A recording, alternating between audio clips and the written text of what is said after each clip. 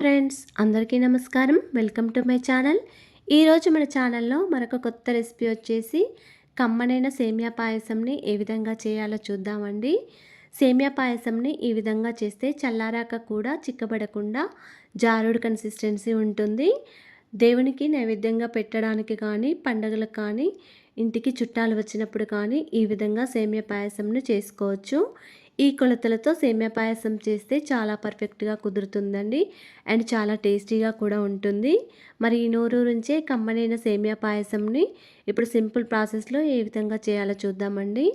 సేమియా పాయసం కోసం ముందుగా స్టవ్ ఆన్ చేసుకొని ఒక మందపాటి గిన్నెను పెట్టుకోవాలి. గిన్నెలో ఒక 2 టీ స్పూన్ల నెయ్యి వేసుకొని, నెయ్యి వేడయ్యాక 2 టీ స్పూన్ల జీడిపప్పు, 2 టీ స్పూన్ల కిస్మిస్లు వేసుకొని స్టవ్‌ని సిమ్‌లో పెట్టుకొని లైట్ గోల్డెన్ కలర్ వచ్చే వరకు ఫ్రై చేసుకోవాలి. మీకు నచ్చినట్లయితే ఎండు కొబ్బరి ముక్కలైనా వేసుకొని ఫ్రై చేసుకోవచ్చండి. ఇంకా వేరే ఏమైనా డ్రై ఫ్రూట్స్ అయినా వేసుకొని ఫ్రై చేసుకోవచ్చు. ఇప్పుడు ఈ జీడిపప్పు, కిస్మిస్ ఫ్రై అయిన వెంటనే మరొక గిన్నెలోకి తీసుకొని పక్కకు పెట్టుకోవాలి. ఇప్పుడు అదే నెయ్యిలో ఒక కప్పు వరకు సేమ్యాని వేసుకొని ఫ్రై చేసుకోవాలి. సేమ్యాని వేయించేటప్పుడు కూడా స్టవ్‌ని సిమ్‌లో పెట్టుకొని నిదానంగా వేయించుకోవాలండి. చూడండి ఫ్రెండ్స్, సేమ్యాని ఈ కలర్ వచ్చే వరకు ఫ్రై చేసుకోవాలి. ఎక్కువగా కూడా మాడనివ్వకూడదు. కలర్ చేంజ్ అవుతుంది పాయసం అనేది. ఇప్పుడు ఏ కప్పుతో అయితే సేమ్యాని తీసుకున్నామో అదే కప్పుతో ఒక 4 కప్పుల వరకు పాలను వేసుకోవాలి. ఇక్కడ నేను గేదె పాలు వేసుకుంటున్నానండి. చిక్కటి గేదె పాలు. మీరు కావాలనుకుంటే ప్యాకెట్ పాలు, ఫుల్ క్రీమ్ పాలైనా వేసుకోవచ్చు. ఫుల్ క్రీమ్ పాలైతే చాలా టేస్టీగా ఉంటుందండి పాయసం. ఇప్పుడు ఏ కప్పుతో అయితే సేమ్యాని వేసుకున్నామో అదే కప్పుతో 4 కప్పుల వరకు పాలని, అదేవిధంగా 4 కప్పుల వరకు వాటర్ని వేసుకోవాలి. ఈ విధంగా పాలని, వాటర్ని వేసుకున్న తర్వాత ఒకసారి కలుపుకోవాలి.